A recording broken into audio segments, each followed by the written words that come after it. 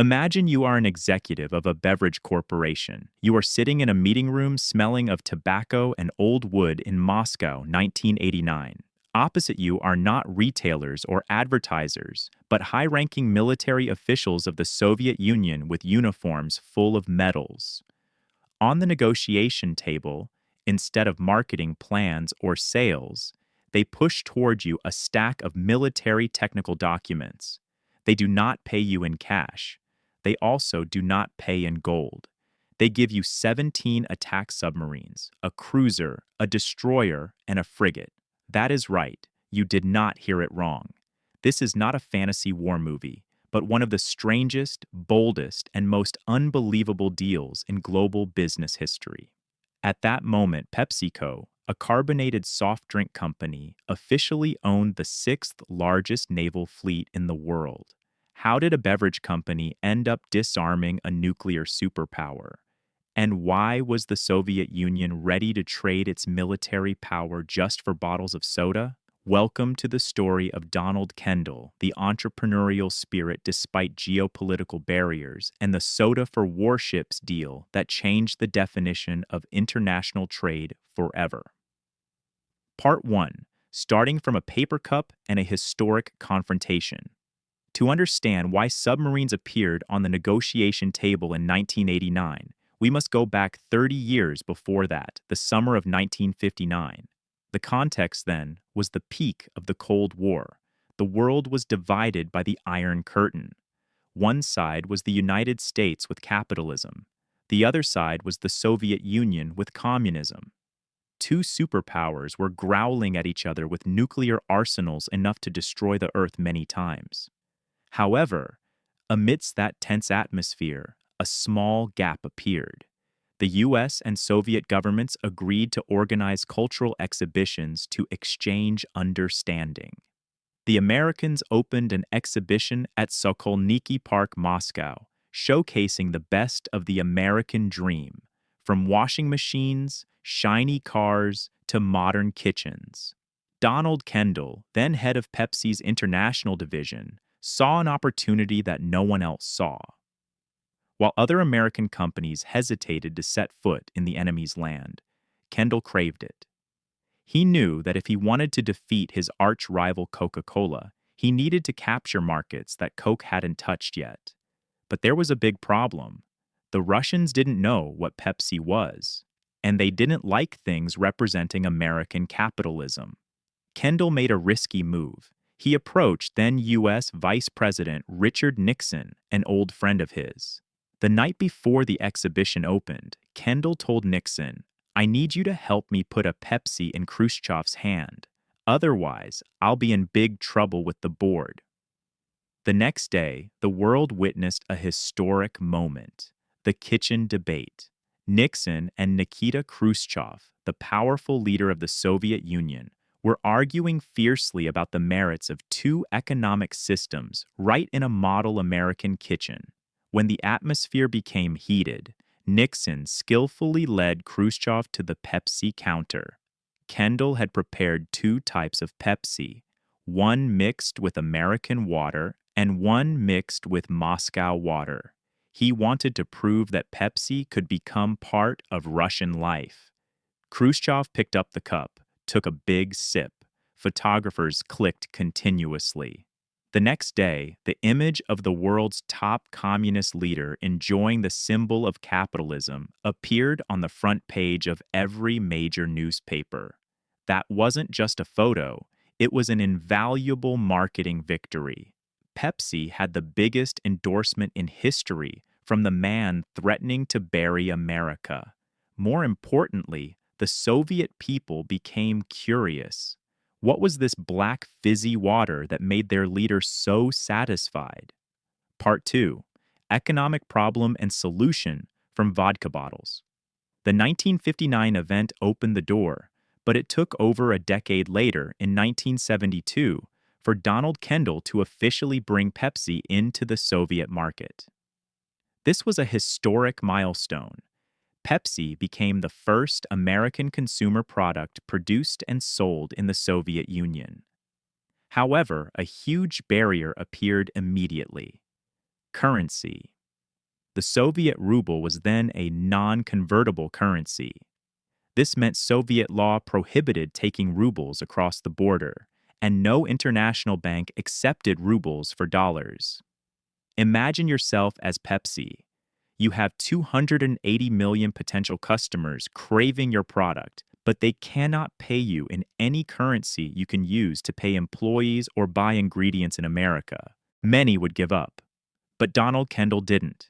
He looked at what the Soviet Union had that the Western world craved. The answer was vodka. A breakthrough deal was signed. Pepsi would send soda concentrate to the Soviet Union for local bottling. In return, the Soviets would pay with exclusive distribution rights for Stolichnaya vodka in the U.S. market. This was barter on the largest industrial scale in history. The result was perfect. Pepsi became a craze in the Soviet Union. Long lines of people waited just to buy a soda. By the late 1980s, Pepsi had over 20 bottling plants across the Soviet Union.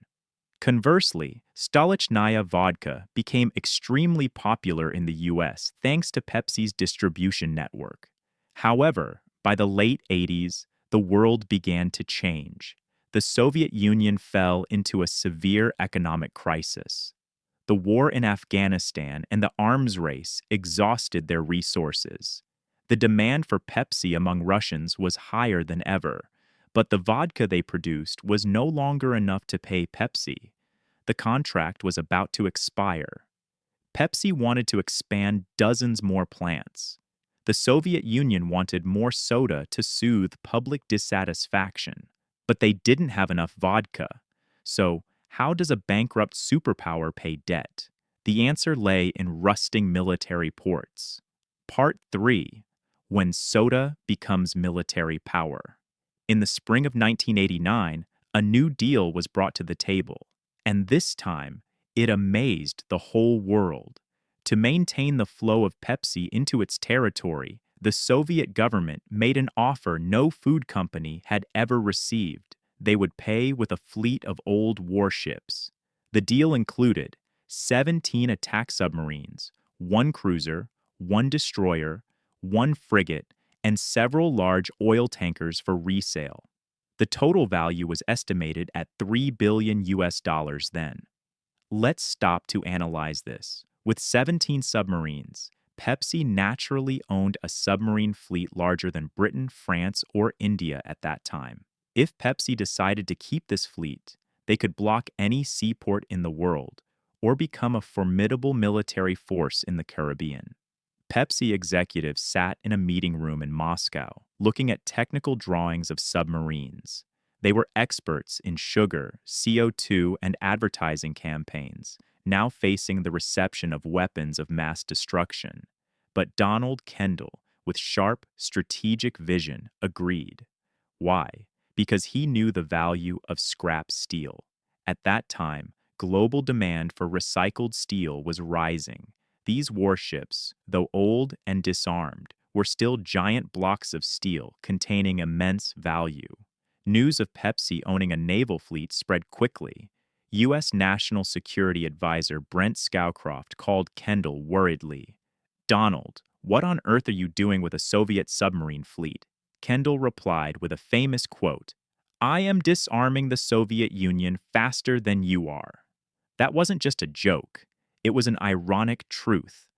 While the U.S. government spent trillions and decades negotiating to cut nuclear weapons, Pepsi just sold soda and removed 20 warships from the Soviet Navy's active service. That is the power of soft power. It's proof that economics and the desire for consumer freedom can pierce steel walls that bullets cannot. Part 4. The fate of the Pepsi fleet and expensive lessons. So, what did Pepsi do with its fleet? Did they paint the Pepsi logo on submarines and organize tours? Unfortunately for those who like drama, Pepsi is a practical company. They had no intention of operating a navy.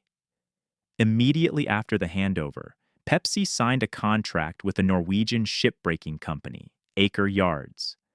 All 17 submarines and other warships were towed to Norway. There, they were butchered, dismantled into scrap steel. Pepsi received cash from selling steel, real US dollars, to report profit to shareholders. However, the joy was short-lived. Just 2 years after that historic deal, in 1991, the Soviet Union collapsed. This collapse pushed Pepsi into an unprecedented logistics nightmare. Suddenly, their bottling plants were scattered across 15 newly independent countries. One factory in Ukraine, sugar supply in Kazakhstan, and bottle caps from another country. Moreover, rival Coca-Cola, sidelined for decades, took this opportunity to flood the Russian market with massive marketing campaigns and abundant cash. Pepsi's monopoly ended. But regardless, the Warships for Soda deal of 1989 remains a brilliant testament to think outside the box thinking. Part 5. Why this story matters to you today.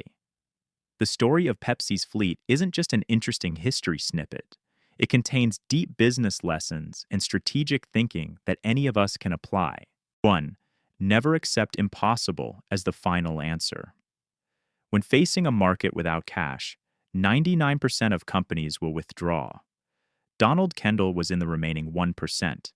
He understood that if there is demand, there will be a way to pay. Value isn't just in paper money, it's in assets. Lesson: look for value where others only see waste or barriers. 2. Brand power. Why did Khrushchev drink Pepsi? Why did Russians line up for it? Because Pepsi wasn't just soda. It represented a lifestyle, a breath of freedom and modernity. If you build a brand with intense attraction, you can cross all political borders. 3. Flexibility in negotiation. This deal teaches us to achieve goals, sometimes you must step out of your expertise. Pepsi became a vodka broker, a warship fleet owner, and a scrap steel dealer, all just to sell soda. Don't limit yourself to the label, "I only do work A." Do whatever it takes to bring value. 4. Beware of the changes of the times. Pepsi won in a stable Cold War world, but fumbled when that world collapsed. Today's success can be tomorrow's trap if we don't continuously adapt. Conclusion and call to action. Today, if you walk along Norwegian seaports, you won't find any traces of the Pepsi fleet. They've become aluminum cans, building steel frames, or maybe part of the cars you drive. But the spirit of that deal remains. It reminds us that in business and life, the craziest opportunities often lie behind the toughest challenges. Donald Kendall passed away in 2020 at 99.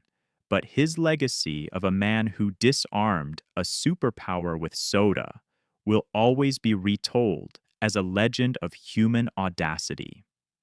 What about you?